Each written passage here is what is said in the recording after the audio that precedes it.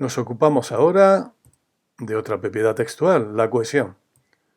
Asociamos esta propiedad con el icono del nudo del lazo porque efectivamente decíamos la cohesión tiene que ver con relaciones. Efectivamente, el texto es una unidad de comunicación que debe su eficacia comunicativa, entre otras cosas, al hecho de que cada una de sus partes está relacionada con las demás.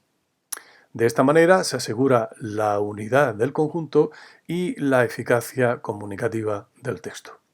Bien, ¿qué instrumentos o mecanismos son los que se utilizan para asegurar que el texto sea una unidad cohesionada?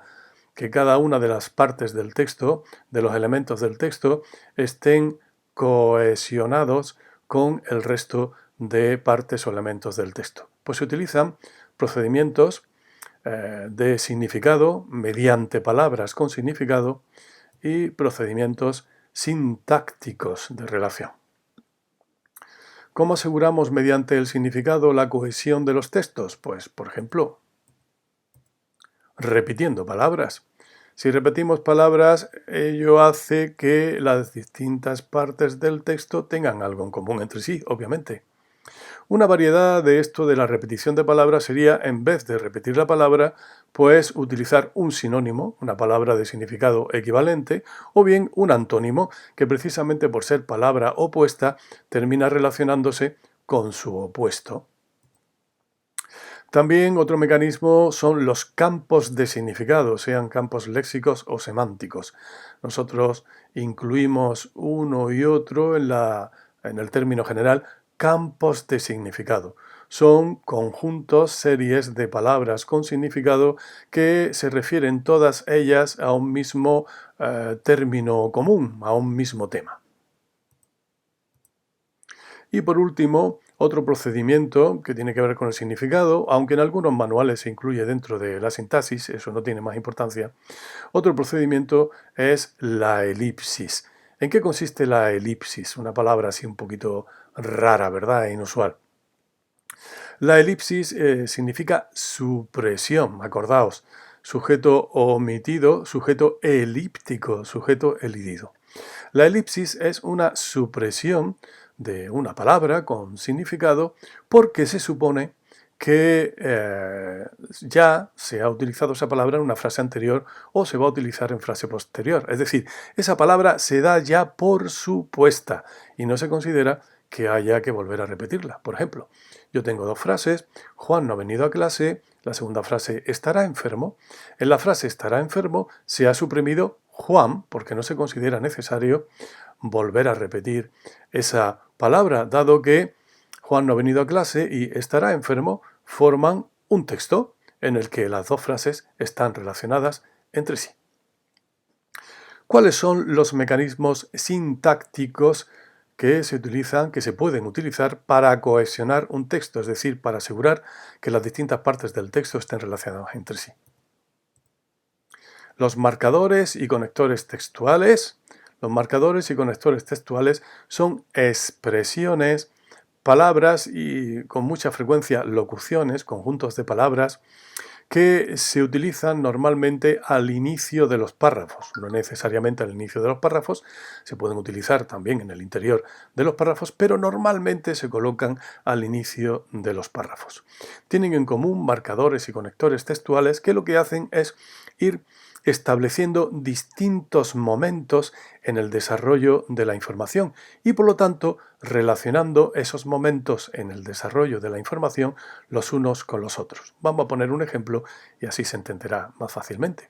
Por ejemplo, yo al desarrollar un texto puedo utilizar al inicio de un párrafo la expresión en primer lugar me gustaría señalar, observad, en primer lugar, ya estoy ubicando lo que yo voy a decir después, lo estoy situando en relación con el resto de cosas que voy a decir y lo estoy situando concretamente en primer lugar. Podría iniciar otro párrafo con a continuación quisiera señalar, fijaos, a continuación está relacionando eso que estoy diciendo con algo que ya se ha dicho anteriormente, por eso lo sigue y es a continuación. Y podría iniciar otro párrafo con finalmente me gustaría concluir, observad, finalmente. Finalmente establece también una posición relativa de eso que estoy diciendo yo ahora en relación con los demás. Así que en nuestro ejemplo, en primer lugar, a continuación, finalmente, serían ejemplos de marcadores o conectores textuales. También los pronombres. Los pronombres, como sabéis, son palabras que tienen un significado muy vago, muy impreciso, que por decirlo, digamos así un poco para entenderlo, podrían significar cualquier cosa o podrían referirse a cualquier persona, ¿verdad? Este, pues podría ser cualquier cosa, ¿verdad? El tuyo podría ser cualquier cosa, ¿verdad? Aquel podría ser cualquier cosa. Bueno, pues los pronombres, precisamente cuando aparecen en el texto, exigen que tengamos en cuenta otras partes del texto para comprender en toda su dimensión aquello que se está diciendo. Y por último, muy importante, la concordancia. La concordancia, por ejemplo, entre verbos y sujetos. La concordancia, por ejemplo, entre posesivos y los sustantivos a los que remiten, etcétera, etcétera. La concordancia hay que tener mucho cuidado con ella, ya sabéis que a veces se nos puede escapar alguna terminación en plural, pero eso genera una confusión porque no sabemos a qué, por ejemplo, en el caso de un verbo, a qué sujeto se puede referir y por lo tanto sobre qué asunto estamos dando información. Vamos a ver todo ello en un ejemplo. Volvemos a nuestra carta. Hablamos, en primer lugar, de la cohesión a través del significado. Recordamos la repetición de palabras, que puede incluir sinónimos y antónimos. No es el caso de nuestro texto. En nuestro texto no vamos a localizar sinónimos ni antónimos, pero conviene que lo tengáis presente para el análisis de otros textos, donde sí que pueden aparecer. Nos centramos entonces en la repetición de palabra y sin ser exhaustivos, sin señalar todas las repeticiones que se producen en este texto, pues podemos señalar, por ejemplo, esta de departamento que tiene que ver justamente con el solicitante de la información. O esta otra, la palabra información, también muy importante en el texto porque justamente lo que se busca es una solicitud, lo que se persigue a través del texto es solicitar una información. Pasamos a los campos de significado, sean léxicos o semánticos, tampoco vamos a entrar en esa diferencia en este ejemplo. Baste con recordar que se trata, eso de campos de significado, se refiere a una serie de palabras que tienen un significado en común o que se refieren a un término común, a un tema común. Podemos señalar aquí lengua castellana y literatura, libros, lectura, obras clásicas, antologías. Aquí tenéis un ejemplo de una serie de palabras que están relacionadas entre sí, pues, por ejemplo, con la literatura o incluso con la propia lengua castellana y literatura, ¿verdad? Lengua castellana y literatura, libros, lectura, obras clásicas, antología.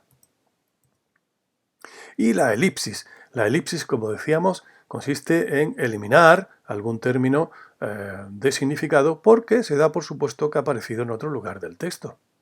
Y ello obliga, por lo tanto, a relacionar esa frase, ese fragmento en el que ha sido suprimido el elemento significativo, nos obliga a tener en cuenta otras partes del texto para entenderlo mejor. Por ejemplo, necesitamos recabar sobre ello el máximo de información posible. ¿Quiénes necesitamos recabar sobre ello el máximo de información posible? Suponemos que he leído esto muy deprisa y es la primera frase que he leído, ¿verdad? No tengo mucho tiempo, leo la carta muy rápido y veo, necesitamos recabar sobre ello, bueno, ¿quién será esta gente que quiere información? Bueno, leemos el resto del texto y vemos que se trata de los miembros de este departamento, que podríamos seguir señalando, por ejemplo, el Departamento de Lengua Castellana y Literatura del IES Ángel Ganivet. Pero no lo vamos a hacer. Tenéis aquí un ejemplo de elipsis en necesitamos, porque se ha suprimido la expresión los miembros de este departamento necesitamos recabar sobre ello el máximo de información.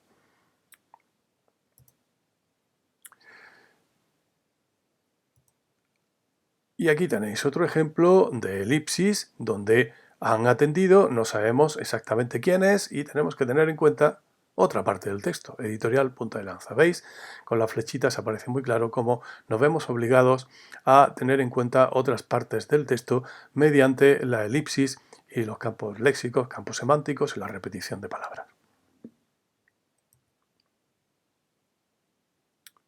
Vamos a analizar en nuestro texto los mecanismos de cohesión sintácticos, que recordamos eran en primer lugar los marcadores y conectores textuales, expresiones que se utilizan en el texto para ir marcando distintos momentos en el desarrollo de la información, sin entrar ahora en la diferenciación entre qué es un marcador y qué es un conector. ¿Vale? Los asociamos en una sola expresión y aquí tenemos algún ejemplo.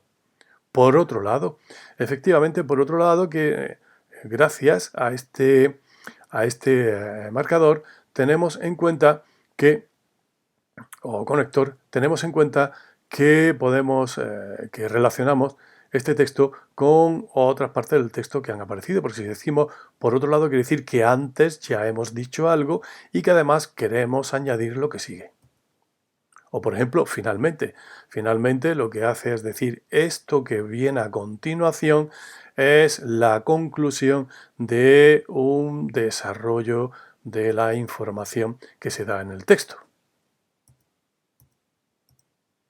Otro instrumento de cohesión de tipo gramatical y sintáctico es la utilización de pronombres. Aquí tenemos un pronombre, necesitamos recabar sobre ello. ¿Sobre qué?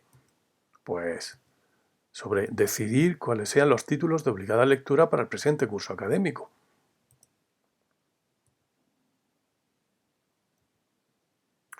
O por ejemplo, elegirlos ¿el qué? Los títulos de obligada lectura para el presente curso académico. O por ejemplo, la impartimos ¿el qué? ¿Qué impartimos? La asignatura de comentario selectivo de textos.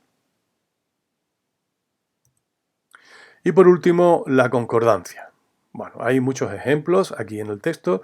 Si el texto no respetara esta propiedad de la concordancia, pues sería un texto de difícil comprensión, de mucha dificultad de interpretación y por lo tanto todo ello le restaría eficacia comunicativa. Aquí ponemos un ejemplo, han atendido. Han atendido es tercera persona del plural y concuerda con ustedes. De esta manera, ustedes y han atendido, al estar en concordancia, están perfectamente relacionados entre sí. Terminamos aquí con nuestro análisis, nuestro pequeño, breve análisis de la cohesión textual.